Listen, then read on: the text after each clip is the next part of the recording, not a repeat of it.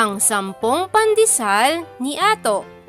May akda ni Leonida L. Raden, iginuhit nina Janeline Q. Laguna at Ernest John F. Bayona.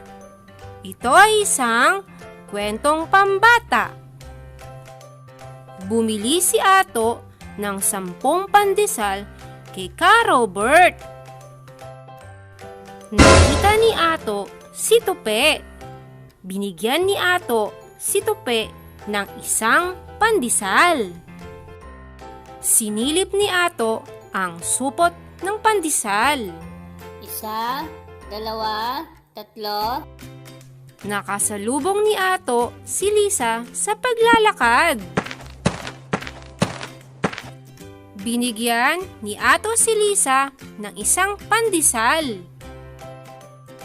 Binilang ni Ato ang natitirang pandesal.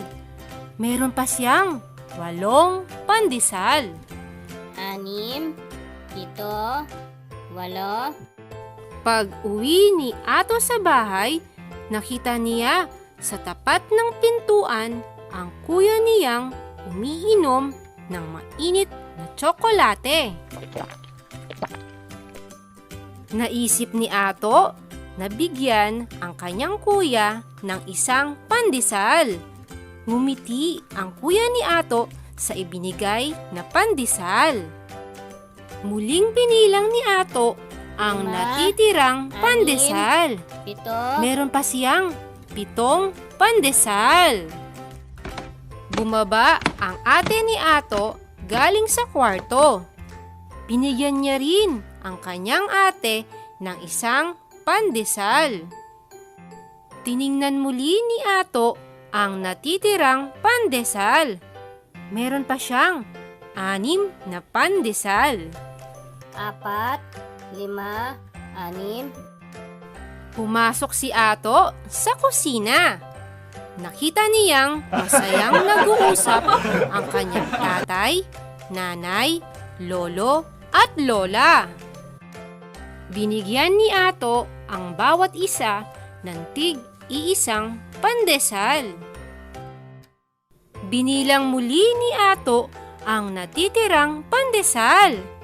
Meron pa siyang 2 pandesal. 1, 2. Nakita ni Ato ang kanyang alagang pusang si Muning sa may hagdanan. Binigyan din ni Ato si Muning ng isang pandesal. Sinilip muli ni Ato ang supot. Meron pang natitirang isang pandesal. 1. Nagtimpla ng gatas si Ato.